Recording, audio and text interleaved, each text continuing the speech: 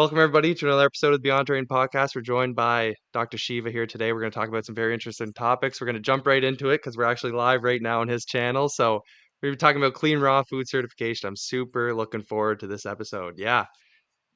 Dr. Shiva, thanks so much for coming on today. Sure, Levy. I'm looking forward to sharing this with you because I think you know that my run for president of the United States and the movement that we've created, Truth, Freedom, Health, we do a lot of obviously work exposing the what we call the obvious establishment and the not so obvious establishment. But it's really important also to share with people solutions that we've created. And the clean and raw food certification is a bottoms up um, result of a very powerful food certification that's not controlled by the government. It actually comes bottoms up, and it took us 10 years to build this. But we have many, many people, small ingredients manufacturers, some large ones, um, who have embraced this certification because it's a way to really define what is quote unquote clean food. And that's what I want to share with you today. Amazing.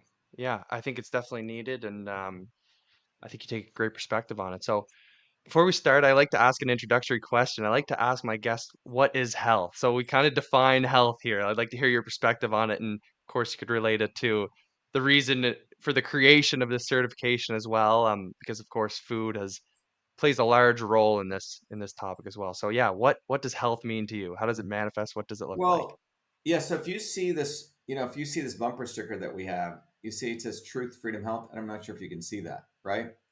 Yeah. Now you notice health is at the bottom here, which is sort of the foundation of the other two things, truth and freedom. So let me define what health is. Um, those words, truth, freedom, health, Lev, are really not. It's not just a slogan. Truth, freedom, health is really a fundamental trinity of three phenomenon that take place in nature. And in engineering systems science, we call it transport, conversion, storage. Movement of information, matter, and energy, which is transport. The conversion of information, matter, and energy within one form to another. And then the structural piece, which stores information, matter, and energy. Okay? So these same three principles show up also in ancient systems of yoga and medicine. The Indians called it Vata, Pitta, and Kapha. All right? And they used this viewpoint to really understand the body as a system. So they didn't look at the body as organ systems. They looked at it more as, okay, if you have a transport issue, a movement issue, that's circulation. Well, that could affect your breathing, the movement of air. Could also affect the movement of blood. You see, if you have a conversion issue, that would affect cognition. It would also affect digestion. And now we know the gut and brain health are connected. So this is a profoundly different way to look at the world. And I made this interconnection as a part of my Fulbright work. So when you ask, being a political activist, my view was if we're going to build a movement to what I call shatter the swarm, we also need a framework. And this same framework supports even that. Truth, freedom, health is a reflection of that same framework. Freedom is a movement of information, matter, and energy, right? So a society that allows you to move information, matter, and energy is a free society, freely, right? Or you can measure it. A society that allows conversion to take place. What is conversion? Taking all sorts of wacky ideas, using the scientific method, and coming to truth. And truth keeps getting refined in this process. So truth is many ways a verb, but that's a conversion process. And third is the infrastructure which sustains this, which is health. So when you ask me what health is the infrastructure that is necessary for freedom and truth to survive. And you cannot separate one from the other. So there are a lot of people who do yoga and maintain their health, but they're not into fighting for freedom. They just want to be little yoga Nazis and narcissistic people who just take care of their health. To me, that's not health. So health is intimately connected to truth as well as freedom. You can't separate these. That's why you notice I didn't put truth, freedom, and health, right? Or truth, comma, freedom, and comma, health. They're all one. So health is manifested in truth and freedom, but fundamentally it's the infrastructure which sustains the ability to pursue freedom and to do science in this case. So that's my definition of health. Beautiful. Yeah, great connection. I really, really like the way you put that there too. So I assume that part of this, right, led to the creation of this sort of food certification and much of what you've accomplished as well, right? So maybe we can dive right into this clean raw food certification. I just want to hear maybe how you developed it, how it pertains to the Trinity that you were just speaking of, and how it pertains to all of your work, and how you believe that we should move forward as a society. Yeah, so I think one of the things to understand, Lev, is the following. I'm going to share some slides. If you want to grab it later, you can incorporate it, but you can get it from me. I can't share it with you. But here's the bottom line. What is quote unquote good food? Okay. Mhm. What you find is one man's poison may be another person's panacea, right? So the important thing to recognize is from an engineering systems approach in ancient systems of medicine, it was always about the right medicine for the right person at the right time. It's a central principle. And um, so now it comes down to what is clean food? Like how do you define what food is? So the notion of creating a standard for food or standard for anything for that matter. If you pick up your microphone and you look closely at it, there'll be some committee which decided what is a good microphone. And that is an American National Standards Institute. There are different international bodies. So engineers get together and they define the specs for a microphone, okay? Government can sometimes define these certifications. So in the United States, for example, there's USDA Organic. That is the United States government, Department of Agriculture, which has defined what is organic food. Okay. Um, there are things like non-GMO. Again, a bunch of people got together and they sort of defined top down what is non-GMO. All right. So standards can come from, in the case of the USDA Organic, top down, or they can come from a cabal of people getting together and imposing something. Does that make sense? So, Yeah. however, believe it or not, there is a precedent historically where the framers of the US Constitution actually wanted bottoms up movements, right? It's quite important. And bottoms up definitions by the people for the people. This hasn't really occurred in the area of food until we came along. So people know that I'm a systems scientist. I like to take a systems approach to everything I do. So, in this regard, um, if you look at the work that we've done in building our movement, Truth, Freedom, Health itself is a system. We teach people the science of systems. We get people on the ground. We have leadership programs, all this kind of stuff, right? And I'll come back to others. But when it came to this notion of what is clean or raw food, something interesting occurred about almost 10, 12 years, sorry, it's nearly 10 years ago now, over 10 years, 11 years ago, 2012, 2013. Amazon is a very large, online retailer. Amazon about several years ago bought a company called Whole Foods. I'm not sure if you have Whole Foods where you are, but Whole No. Foods was a set of retail stores which try to sell whole foods, right? Organic, this kind of food.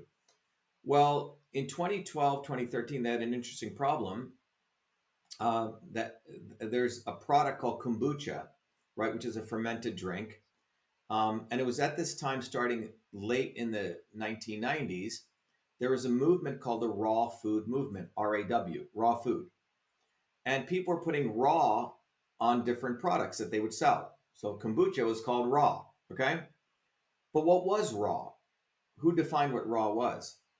Anyway, there was a period around, I think, 2011, where at Whole Foods, one of the kombucha products had some serious contamination. Um, People were getting sick, and they removed all the kombucha products off, which had the word raw in it. Okay, so John Burns, who's head of safety at Whole Foods, had reached out to different people saying, what is raw? No one knew what raw was. And my background is in the field of system science. I came out of the MIT Department of biological engineering. And in that department of biological engineering, um, it was the Department of Biological Engineering was originally in the 1970s, 80s known as the Division of Food and Nutrition Science. Believe it or not, that's what's interesting. And as a part of that, um, when they created the Department of Biological Engineering, it was more to take a systems biology approach to understand things in nature. So I came out of that department in 2003. So I've always been fascinated by applying these systems approaches. So when Whole Foods contacted me, no, it wasn't really Whole Foods, the industry, because a lot of people had products on the shelves that were called raw. And now, if they were getting taken off the shelves, obviously people are concerned, what is raw food, right? There was no standard. So, anyway, the approach I took was a systems approach. We literally brought together people from various stakeholders all throughout the industry. And the goal was, could we come up with a bottoms up definition of what raw was, raw food? There was no definition. People were just using the term raw in, just very dilettantly. So, for example, in the arena of raw food, um, there were some people who said, "Oh, raw food is food that is food that doesn't get heated over 100, I think 108 degrees." Okay, so that was one definition of raw. Does that make sense? Um, Another definition of raw was it had to be vegan, etc. Right? Now, my background as a systems guy with a bunch of degrees from MIT and in systems medicine, I wanted to take a very different approach. And because when we brought all these stakeholders together in 2013, we brought them into a room, about 30, 40 people, consumers, manufacturers, said, "What is raw?" And it was like the blind men touching the elephant. One guy would say, "Oh, raw is anything that you don't heat above 108." Another guy would say it was plant based. Another guy would say that it had high enzyme content, right?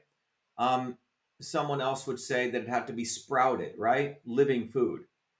So there were many, many different definitions. And but over a period of around a year, it took us 9 months. Remember, this was a bottoms up movement.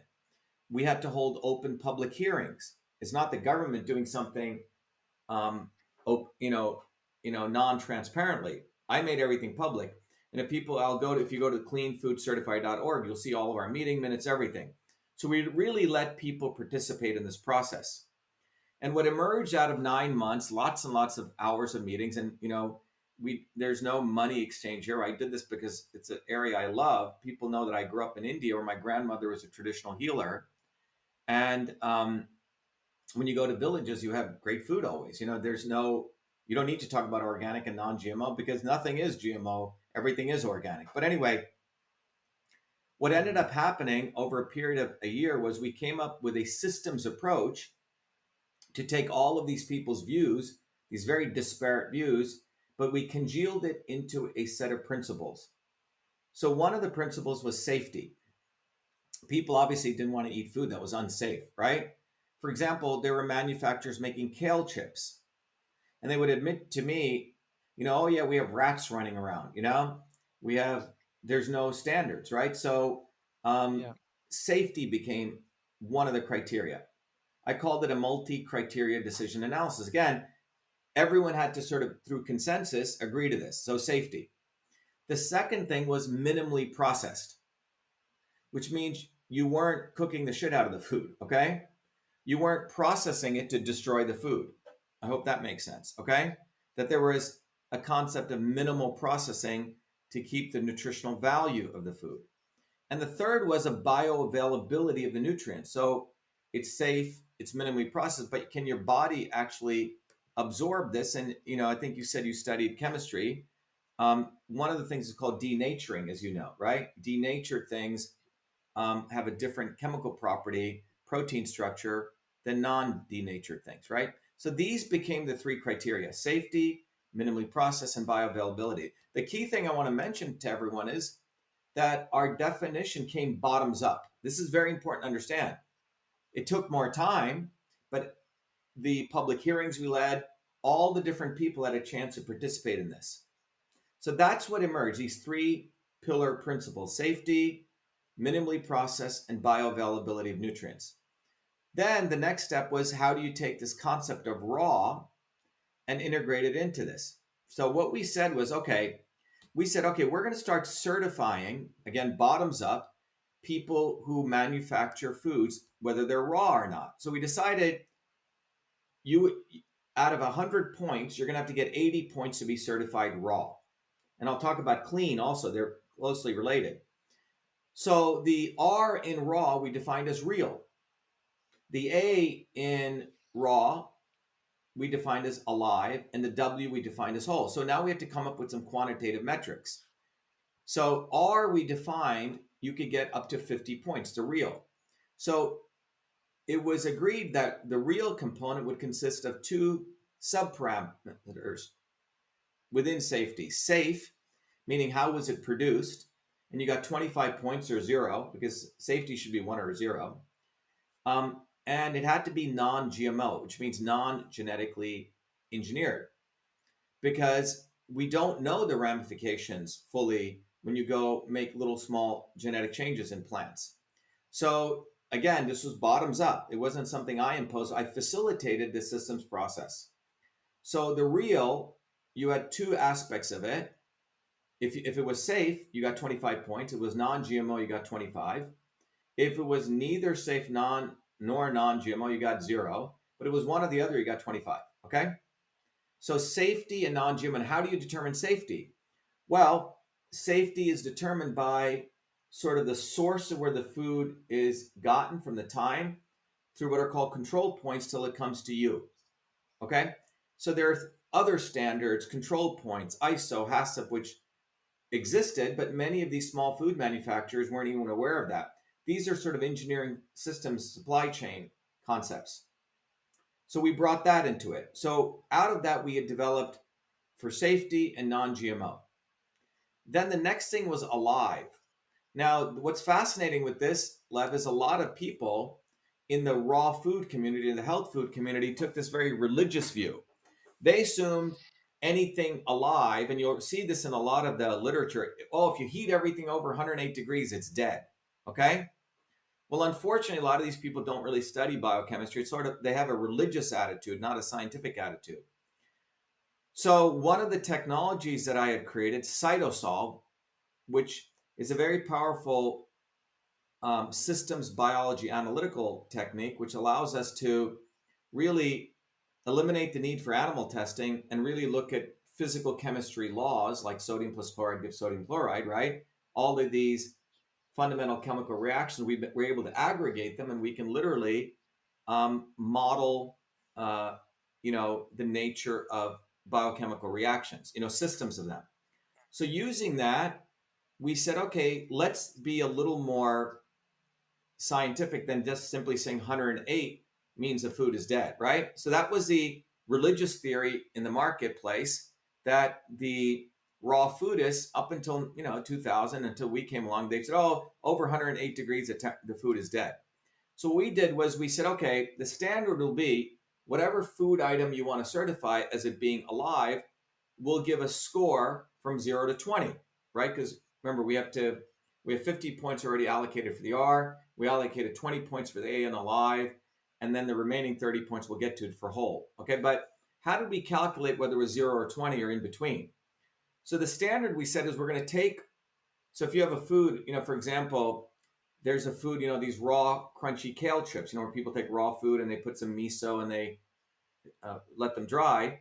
Well, a food like that has kale in it, it has red bell pepper, it has sunflower seeds, cashews, chickpea miso, Himalayan salt, jalapenos, cayenne pepper, lemon juice, and water. Well, from a chemistry perspective, we said, okay, for each one of those items, we knew the weight of each one of them, in a bag of this product. And then we allocated to each of those ingredients by molecular weight the top 3 or 4 molecules. So for example, kale has vitamin C. It has beta carotene. It has lutein. It has zeaxanthin, right?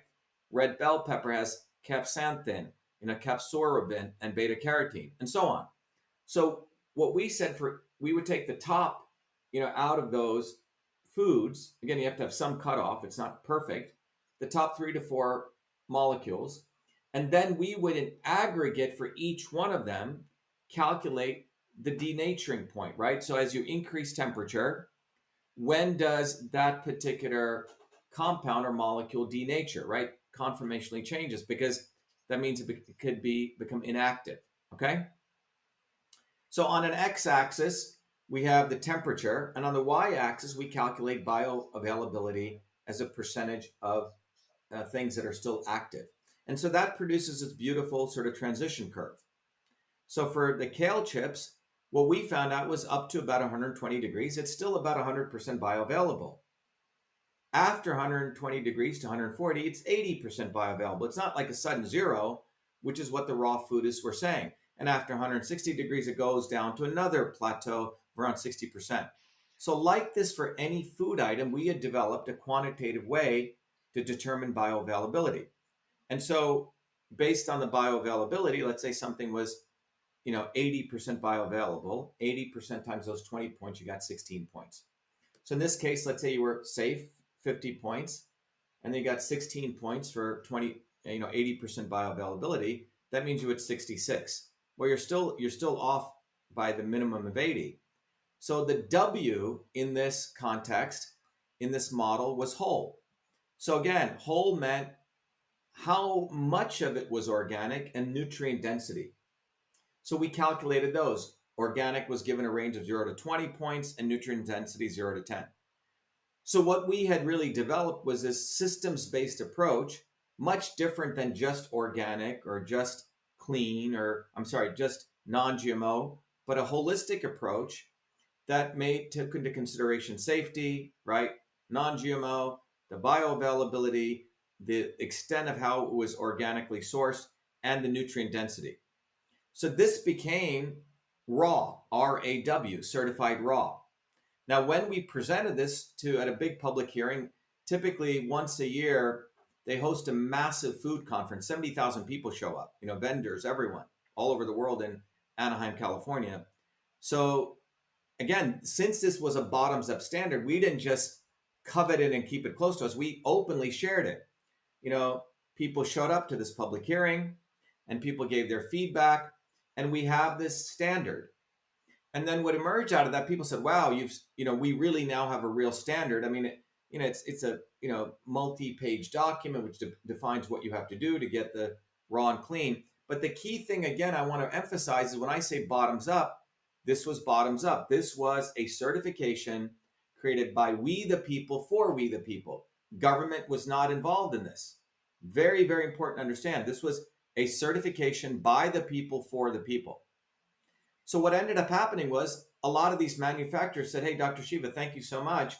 You really saved us, because now we have a standard for raw. But some of them, Lev, were heating their foods above 108 degrees, okay? But it didn't mean they were bad foods. Like let's say some people made certain pastas, right? Or they made certain foods that they may heat them above 108. But still, most of the food was done safely. It had still a good amount of bioavailability. It was still non-GMO ingredients, and it was nutrient dense and was organic. So what we did was we created a clean label, raw and clean. So raw was for those things that were below 212 and still followed those principles, and clean, we redefined it as conscious living, ethical, active, and nutritious. Clean. Conscious was a safety aspect. Living was the organic. Ethical was non-GMO. You're not screwing around with nature. Active was the bioavailability, and N was the nutrition. But you could relax it where you could heat this above 212. So we had really emerged out of this with two very powerful standards. Some people, so raw in some ways was a higher. Some people would use a raw label. Sometimes they'd use clean if they were both. But what emerged out of this was certified clean, conscious living, ethical, active, nourishing. Okay? Again, I can't overemphasize this standard emerged bottoms up. And every year during the year, we hold two public hearings. and anyone here can participate in those hearings. So last year, for example, honey is very difficult to get organic certification for. So there are manufacturers in New Zealand, and let's say who have honeybees. The organic certification says that you cannot have a a hive needs to be at least 3 miles around that hive cannot be any pesticide use. Okay.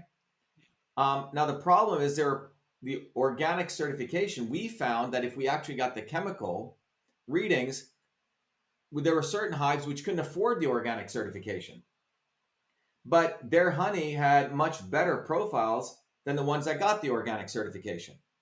So what we said was you can actually submit the direct chemical profiles, you say? And this is the interesting problem because with some of these products, like maple syrup is another interesting one. You could have a maple set of trees which are in a location, but upstream there's chemicals coming down. So even though one gets certified as organic, it could affect other people, other areas of it. So there's some inconsistency here. So we, with this certification framework now, are able to take different categories of food, bring people in, bring the public in. They help to define food. So, for example, you and I were talking about eggs. You have lots and lots of small egg manufacturers now, have 10 chickens, 20 chickens, 100 chickens. They're selling eggs at the roadside. Who is determining if they're raw or clean food eggs? For them to go get government involved, it's tens of thousands of dollars. The certification we've developed is pennies. People always, and we've put it now into a nonprofit, and everyone in there is volunteer scientists. So, in many ways, this is us as a people using the scientific framework to deem what is raw or clean. So, think about the possibilities. We could have our own Truth, Freedom, Health inspectors, clean inspectors all over the world. We could develop a raw certification for raw milk. Doesn't exist. For eggs, for anything. But we've created this very powerful framework. We have thousands of products now which have gone through this. People who are small manufacturers who maybe have $10,000 in revenue to people who have millions of dollars in revenue. But we've made it accessible to everyone. But most importantly, this certification is by us for us. And that's why when I, titled this, I wanted to educate people that we have created a certification that we, the people, are able to use this framework, the systems framework, to determine clean food. And so, all of you listening out there, you can take this certification and you can bring it to local communities and help them get certified for pennies, right? As long as they follow the protocol. Shortly, we're going to be creating a certification for eggs. There is no certification except pasture raised and da da da, right? These kind of things. But we, the people, should be able to go certify our local egg manufacturer. So you, Lev, I know you said you go get eggs. You could take the certification, follow the standards, and you could become a local inspector. You say, but it's not the government doing it; it's you as a consumer doing it for your local farms there. But again, that's what we've created. So again, this is a solution out of our movement for truth, freedom, health, by the people, for the people. This is an actual manifestation of that. I think this is amazing. I really like the way that you're framing it here. And, I studied, well, I took a course because there's an agricultural campus nearby my university I went to, and we took a introduction to organic agriculture. We learned that it's very inaccessible for farmers to access the organic certification for money reasons, largely because, there was a certain amount of time that was needed to, revamp your crops and things of this nature. So I think this is really, really important because it's like organic, but way, way better, right? Like Well, it's you're taking looking a at the systems, nutrient density. it's taking a systems framework. So what we're looking at is from the sourcing of where the food comes from to all the way it reaches your table, right? Mhm. So what were the ingredients? How was it produced, right? All the checkpoints. Then we're looking at the biochemical, right, nature of this food. And then we're layering in the nutrient density, and then we're looking at organic. But organic is one piece of it. You see, there are certain people who are making food in the wild, like wild grown flowers. You can't get organic certification for that. I mean, when I grew up, if you go to an Indian village, there's no organic certification there. Organic certification assumes you can control all the conditions, right? Farming. But what do you do with tribal people who are living off the land and they're going and getting honey from a hive? How can you say that's not organic, right? So you have to Mm, look at, so that's why in this case we gave organic one piece of these 5 points, and it's a range. And the goal is to really enable a food system that people are moving in that right direction. And the cool thing with the certification, it's local, it's local, it's local. We, the people, can become out as consumers, can become the inspectors. I mean, obviously, if you're buying food from your local farm, you want to make sure it's good. The government, yeah. what is their interest to make sure your local farm is delivering good food to you? But you are interested because you just told me that in Canada, it's very difficult to find raw milk. You're driving around for hours, right? So if you find a local supplier, the local supplier is going to be happy that they get customers. It's going to be a cooperative model here. And now with this scientific framework, you and that consumer can work together to make sure, are they following checkpoints? And so we've created that framework. It's an enabling Yeah. technology in some sense. Mm. A lot of farmers don't want the government involved either. I know Right, my farmer doesn't want the government involved at whatsoever. You can see it with Amos Miller in the States there. There are many stories of these places getting shut down that are arguably producing really good quality food, right? But right. Yeah, so I think you were talking about so, the Amish farmer. So there are many cultures. So if you go back to what I just shared with you, what I recognized after we built the standard, right, is that if I go back to what we define as clean, good, clean food, the central principles were what? Safety, bioavailability, as well as this concept of minimally processed. Now just think about that: safety, minimally processed, bioavailability. If you go to indigenous and traditional cultures, this is what they also premise their food on: safety, yeah. bioavailability, right? And this whole concept of minimally processed. We've basically gone full circle, and we basically defined food how our ancestors supported food. I mean, you obviously, safety here meant, for example, people learned over time, like safety didn't just mean eat. I mean, good food didn't mean just raw, unprocessed food all the time. We all process food. Sometimes people let food dehydrate. Kidney beans, as you know, should not be eaten raw or sprouted. You'll kill yourself. It's not everything in nature is good for us, right? Um, so you learn that you want to process these foods. Human beings have been processing food through natural methods for centuries, right? Drying is a method of processing, right? Um, Letting food ferment is a method of processing. Dogs do it, right? They'll take fish and they'll bury it, right? Um, so processing is not a bad thing. We're trying to figure out what's the appropriate level of processing for us. Obviously, taking Mhm. a piece of steak and frying it to 1,000 degrees until it's charboiled is going to cause cancer, right? That's a different kind of processing. But certain types of processing make the food more bioavailable under certain conditions, right? So Mhm. we're talking about safety, which our ancestors knew. In many traditional cultures, people don't eat salads. In Indian and Chinese culture, people don't eat salads because they have lots of parasites in them, right? For example, right? People will do some type of processing. Maybe if they're going to eat raw foods, they will add some hot foods or wasabi. Why do they do that? So your body releases acids to go, because most foods do have symbiotic and parasitic microbes in it, right? It's a war there, right? And some of them help and some of them don't, right? And you're trying to create this microbial balance to support your immune system, which doesn't overreact. And that's really the thing that we want to talk about, right?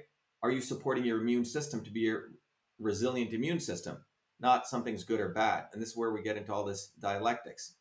But then when you look at minimally processed, many cultures So I'll give you an example. There's a food in South India which is called an idli, IDLI.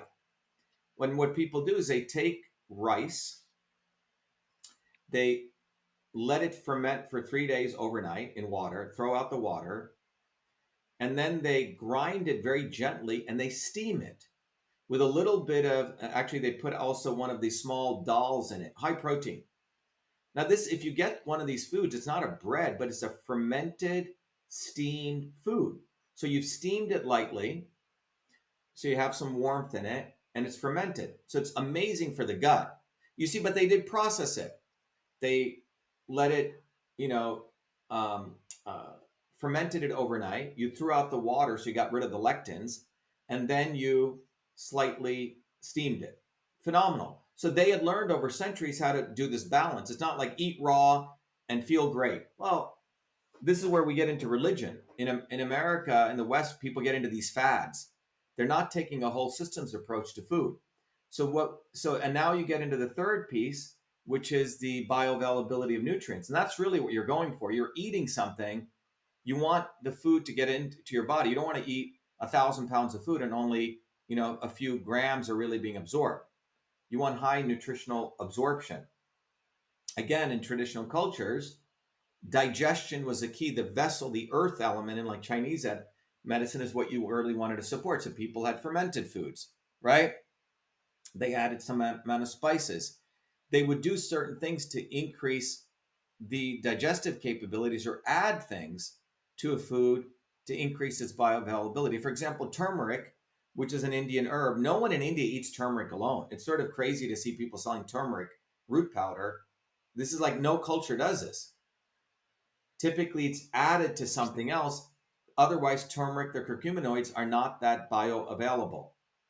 So, bioavailability, minimally processed, and safety. This was the three pillars of traditional systems of food. And I didn't know this when I started this journey, but look what's happened. Through a consensus based bottoms up model, we came to the same three criteria as thousands of years ago. This is why things have to be by the people, for the people. So I can't overemphasize to everyone, our movement for truth, freedom, health has a solution for radically supporting a clean food system.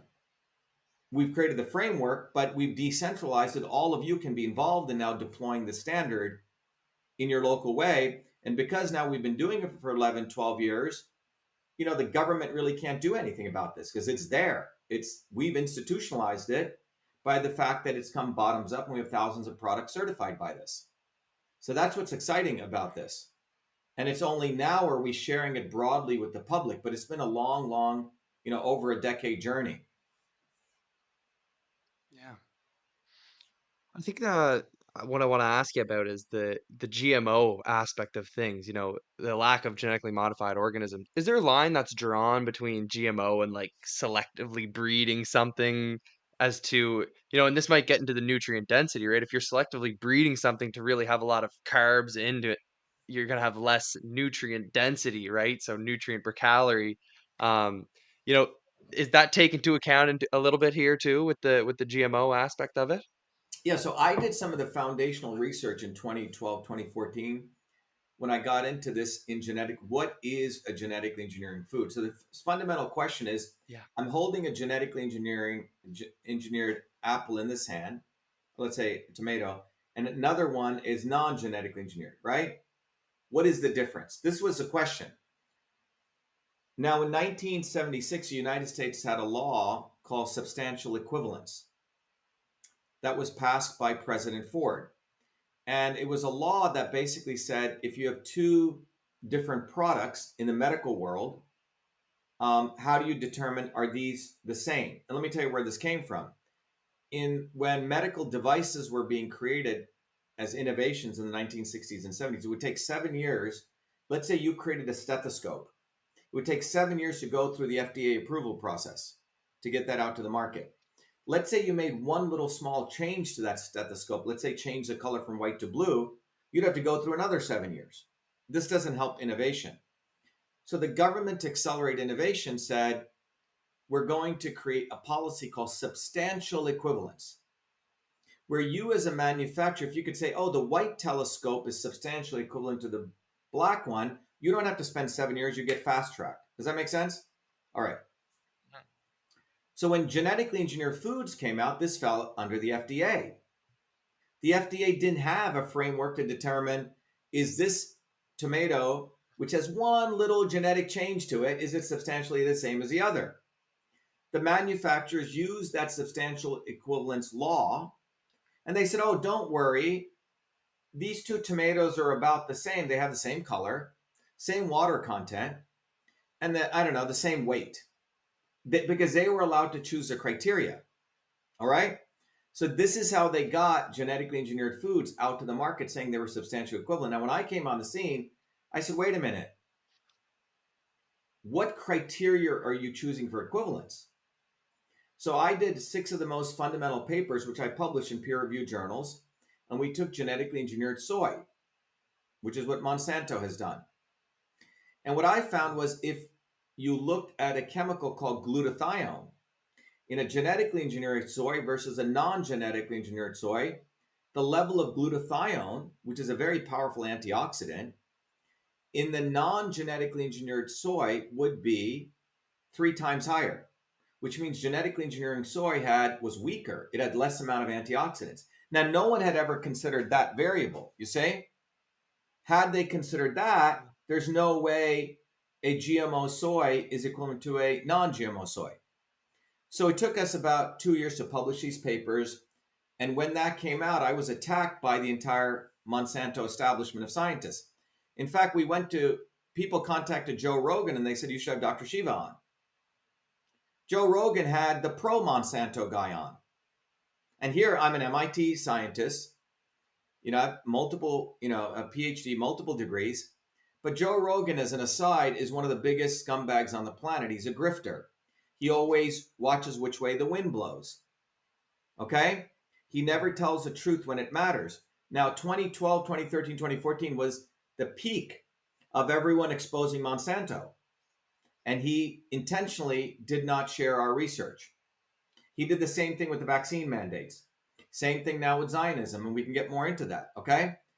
But so I understand this really well. So at that time, to answer your question about, natural hybridized foods, and genetic engineered foods, all the very duplicitous scientists, they said, oh, Dr. Shiva's making a big deal out of this. Humans have been genetically, quote unquote, manipulating food for thousands of years. Like, look, we did crossover breeding, or we had this cow and this cow mate, right, to produce certain types of cows, right? Now, here's the fundamental difference. That is full sexual reproduction, where you have full, right, mating taking place. Genetic engineering is asexual reproduction, where you're making point changes in a laboratory without the full understanding of the side effects. If cow A bangs cow B and you're letting that occur, that's full sexual reproduction. Or even in a plant, if you're letting a plant and you move 2 plants together, you're doing grafting, it's still full reproduction. You see what I'm saying? So this is in vitro stuff. So these guys they just want to say, oh, it's not. Genetic engineering is very different, because you have full, crossover of all the genetic material, right?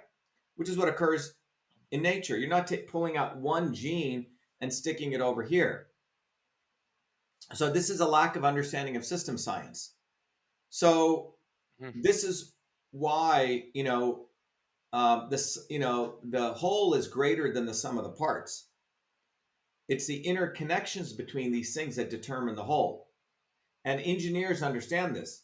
Biologists don't really understand this. Medical doctors surely don't understand this. Lawyers don't understand this. Politicians don't. But if I'm building, an iPhone, right? I know I can't just change one little thing. It could throw the entire design off. You can't simply go saying, oh, I'm just going to do this one little genetic engineering change and don't worry about it. Everything's going to be okay. No, our research, and we proved it, shows that you make this one little point mutation change here, you're going to get less glutathione over here. So this is like a bodybuilder saying, oh, I'm just going to take a little bit of testosterone.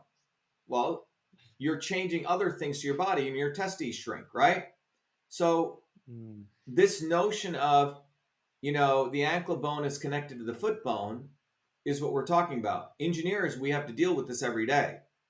Politicians, lawyers, philosophers don't have to deal with this. Engineers do. Mm.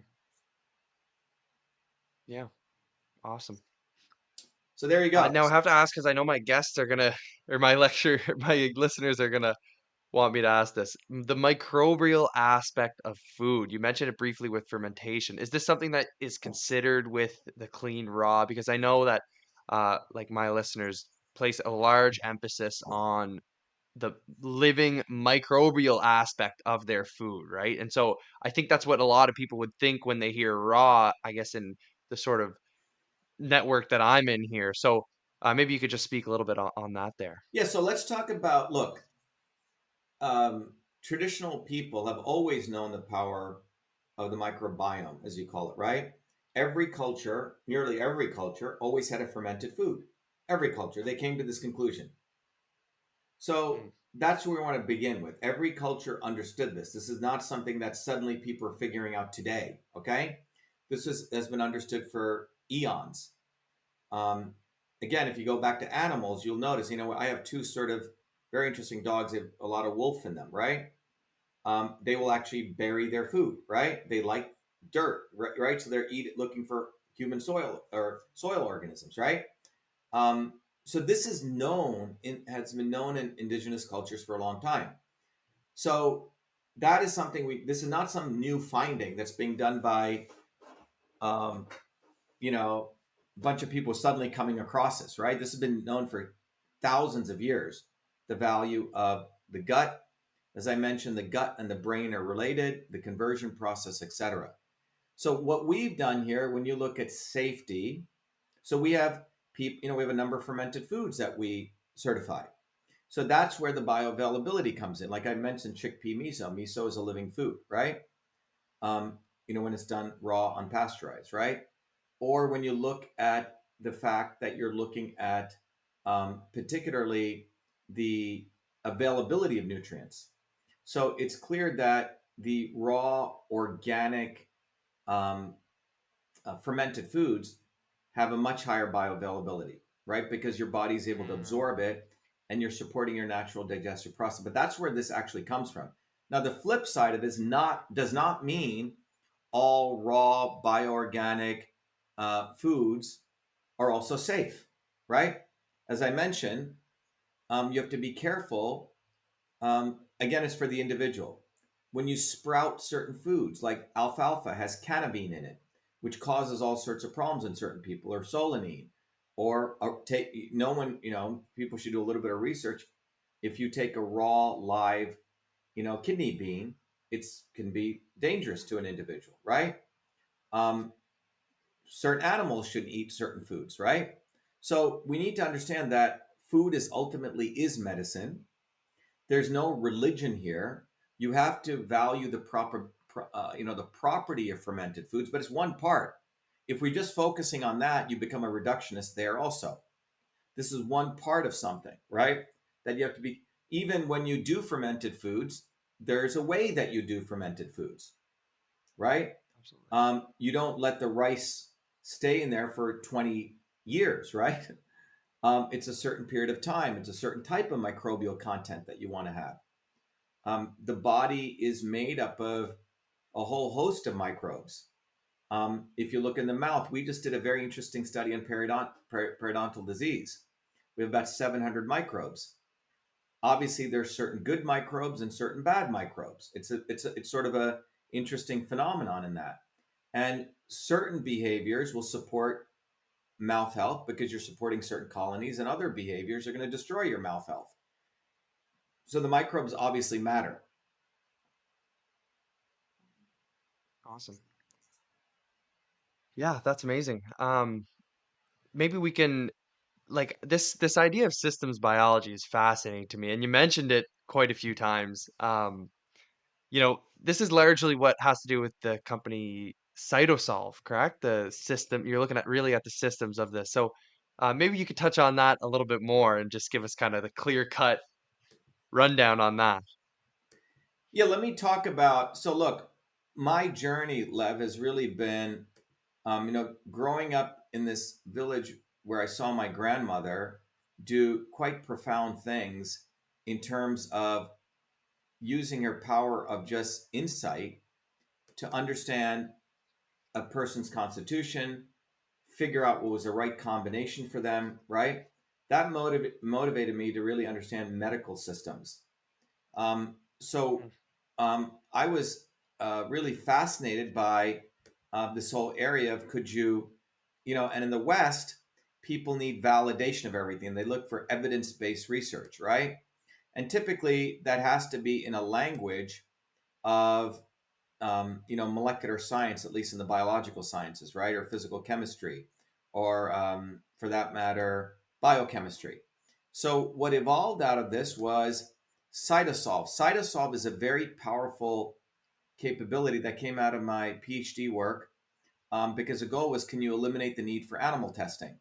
And that resulted in this capability to really use science, physical chemistry, to really develop a way to mathematically aggregate the system of chemical reactions in a certain field, model it, and then give an idea of what's taking place phenomenologically on a certain disease. So, for example, osteoarthritis.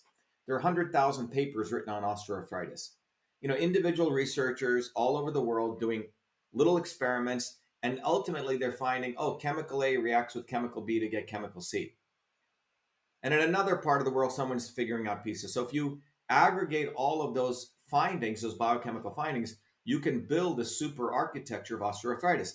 But no one was able to do this because it's too complicated. And then compute it. So that was my PhD work. I solved that holy grail. I created a technology framework to go after every major disease in any disease area, organize it, understand it, and figure out what was that nature of that disease. So we create an architecture of the disease, we model it, and then we can test individual or in combination natural compounds to figure out what works. That was Cytosolve.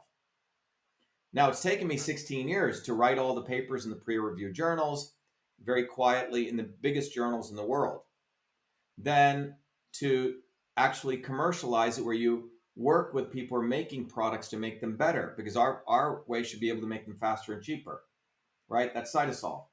And then fundamentally to eat our own dog food about 2 years ago, meaning we literally did the research, in this case on osteoarthritis, took us 3 years, published it, then created the mathematical models, and we went through trillions of computations to figure out, and we discovered two natural ingredients. One comes from bitter orange, one comes from um, uh, chamomile flowers. And when we put those together in the right ratios, we get a very powerful product for affecting pain and inflammation in the body. And then we published it in one of the leading journals because otherwise no one would believe us. And then we, in fact, got a patent from the US Patent Office on this. Because what's interesting is the patent office, you can't simply say, I'm going to eat spinach and I'm going to eat garlic and it's going to do this. The patent office will say that's just prior art. But if you can show specific amounts and you can show that you arrived at that through a non-obvious method, you have the rights to that. So we've done that. And that resulted in a product. And I've never, we've helped many, many companies do this. That resulted in a product called MV25. And I called it Momentum to Move because osteoarthritis right now affects about close to 500 million people on the planet. Remember, osteoarthritis develops as you age and you have cartilage breakdown, et cetera, and you have a lot of pain and inflammation. So MV25 affects 5 different molecular pathways. This combination, some of it hits the pain receptor, some of it hits inflammation, oxidative stress, all these things. But these are 2 very powerful bioflavonoids that are found in nature. This is why they say eat fruits and vegetables, right? But what we've done in an alchemical way, like my grandmother would do, we've found these very powerful natural compounds.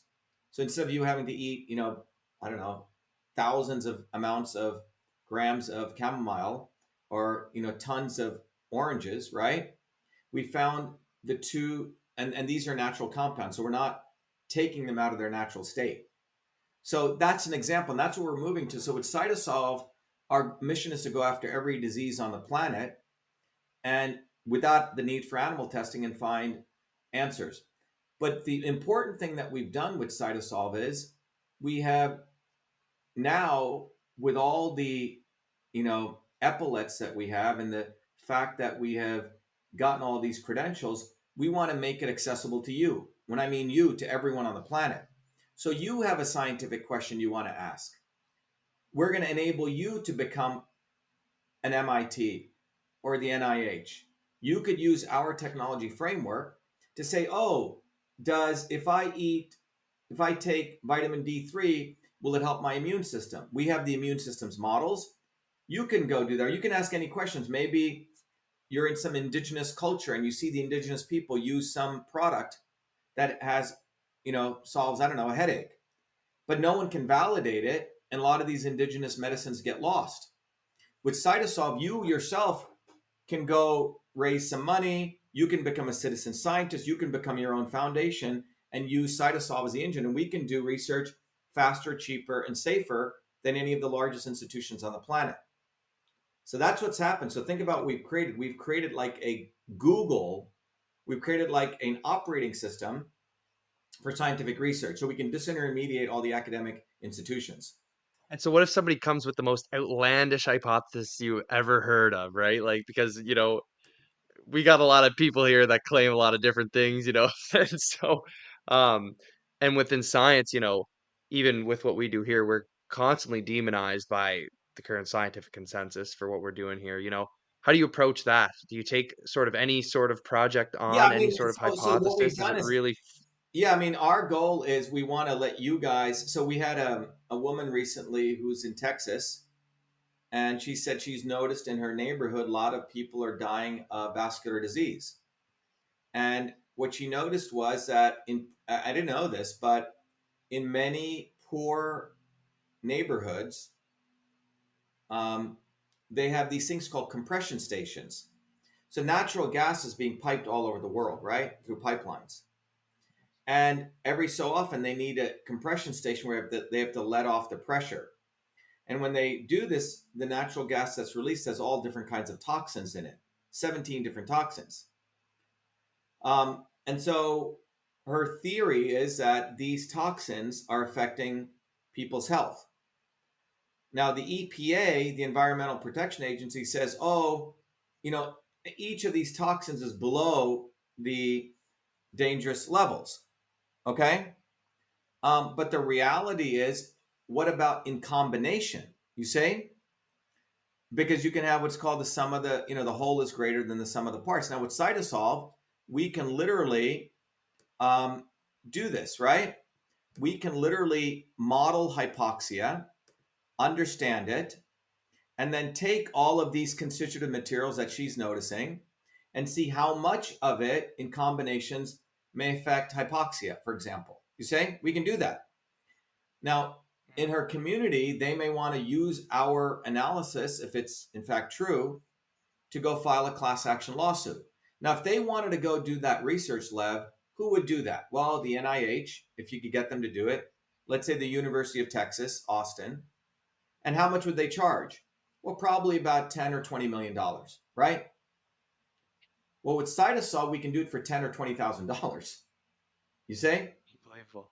And then we can enable her to go do her own. She can become her own foundation, and then we produce the information. They can circulate it. You see, so we've created something quite profound here. And this is sort of the aha I've had, because we have now created a framework for anyone to go do um, research. You say? So Love it. that's what we've created. So anyone, but you still have to follow the scientific method, right? We have to understand Absolutely. the biochemical pathways. We have to understand the interactions of them. You have to validate it. So we've created that entire process. It took us 16 years. So this is really a gift for humanity, because how does research get done today?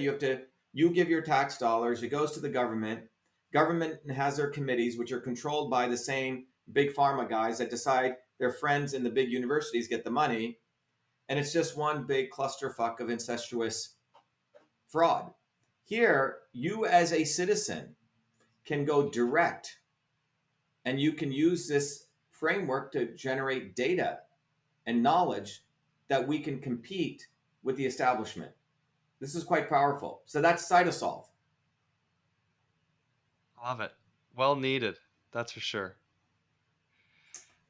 All Dr. right. Shiva, this has been amazing. I Yep. think I want to maybe open up the floor here to let you talk a little bit about what you're doing, your run for president in 2024, maybe some other things that we didn't necessarily talk about today, but other projects you have on the go. Anything that you want to discuss here? Well, I think one of the biggest things people need to recognize is that I've created Cytosolve. We've created System Self, the raw food certification, the invention of email. My life has really been about creating solutions. And one of the things that we've also created, Lev, is um, an entire movement. And that movement is known as Truth, Freedom, Health. So people go to Truth, Freedom, Health, and I'll play a video um, before I end here, but if people go to truthfreedomhealth.com, they will recognize that Truth Freedom Health itself is an innovation. Truth Freedom Health is a foundational framework of education, curricula, technology, a community that enables people to become leaders. It's a leadership training institute. And the slogan is get educated or be enslaved. And when people go to Truth Freedom Health, you will, one of the videos up there is called Shatter the Swarm. You'll understand what is a swarm. You'll see all the victories. You'll see how the fact that we have, 500 million people during the time of COVID, because I was the first researcher while all these doctors were quiet, shitting in their pants and didn't say anything. As a MIT PhD, I was the first one to expose the pandemic in March of 2020. I was the first one to come up with solutions, vitamin D3, quercetin, zinc, all this stuff. The first one to say this is not about pro or anti-vaccine. This is about resilience of the immune system. So we now have at least 500 million people who heard about us, 500,000 people who are part of our movement. But our movement fundamentally says, look, if you want to really look at information, simply looking at information through the lens of ignorance, reductionism, it basically leads to more complacency, desperation, and you get divided.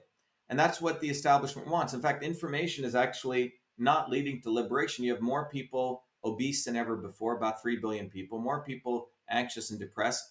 The reality is this information must go through the process of knowledge, which is learning how to connect the dots. And that leads to wisdom and clarity. So, Truth, Freedom, Health is the movement. So, if anyone listening, you have to become a Truth, Freedom, Health warrior scholar. I used to teach systems science at MIT, but I made it accessible to everyone.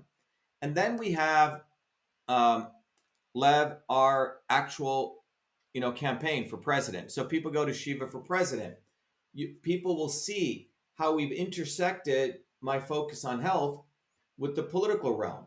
And if you really think about it, um, over the last 60 to 70 years, starting in 1980, 1960, it was John Kennedy who created the Kennedy vaccination bill, right?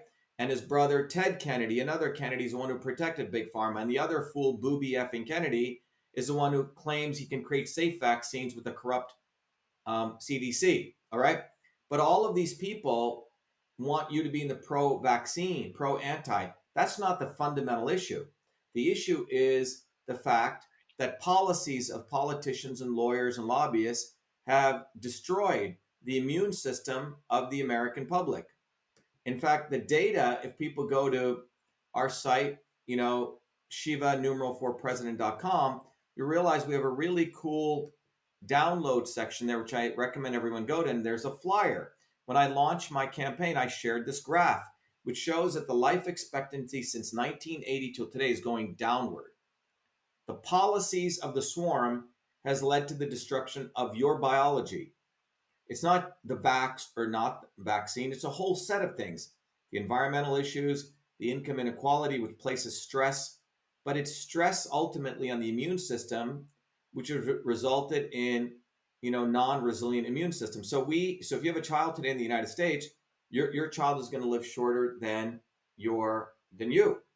And this is because of the obvious and the not so obvious establishment. So I recommend everyone go to, Shiva for President, and number one, get one of these bumper stickers.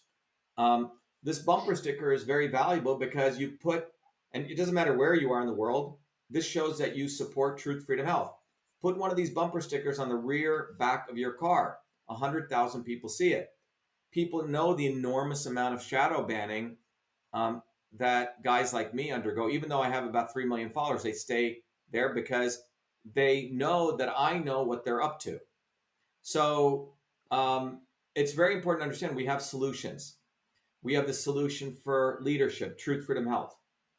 We have the solution for creating systems health educators, and we can do another talk on this, systemshealth.com. And we have the solution for citizen science, cytosolve.com. We have the solutions for clean food, cleanfoodcertified.org. And I can keep going on. But fundamentally, I create solutions. Part of creating solutions is to expose the problem, which is the thousands of hours of video or more that I've done, which goes to the heart of who are these people. And the fact is they have no interest in advancing life. Their goal is to advance power, profit, control. Mhm. So Mhm. there you go. So everyone should go to Amazing. freedomhealth.com, shivaforpresident.com, and get off your butt and do something. And we've created enough activities for people to do. Simply putting up a bumper sticker is great. Downloading that flyer and educating people is great. Become a truth from health warrior so you actually understand the system's dynamics. There is a Yeah. way to shatter the swarm. There is a physics, there's a science, and that's what I teach. And that's beyond all these other innovations, that's probably one of the biggest ones that I've been part of. Awesome. Truth, freedom, health. I absolutely love it. I think that's something we could all get on board with. Dr. Shiva, thank you so much for your time today. This has been really amazing.